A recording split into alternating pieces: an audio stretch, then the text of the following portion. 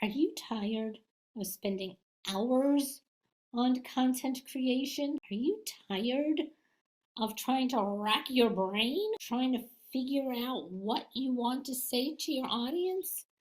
That's you, then I am going to change your life forever, because today I want to share a tool that I've been using to great success. Do you want to get more tips and strategies on how you can grow your business faster? Don't forget to hit subscribe and notify. Now, if you've been following me, you know that my favorite tool these days has been AI, and I know there's a real controversy around it, but the way I look at it is that it's a tool to help us get content up faster, to help us with that mental block that often happens when we're looking at a blank screen. That's actually my favorite part, because there are just times that I want to say things, but I can't quite figure out what I want to say. AI is there to help me, and no, I don't just take it and then publish it.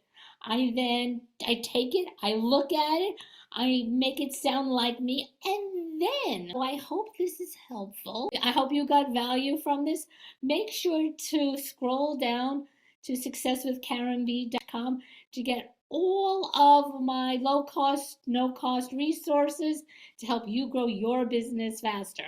Have a great day. Bye.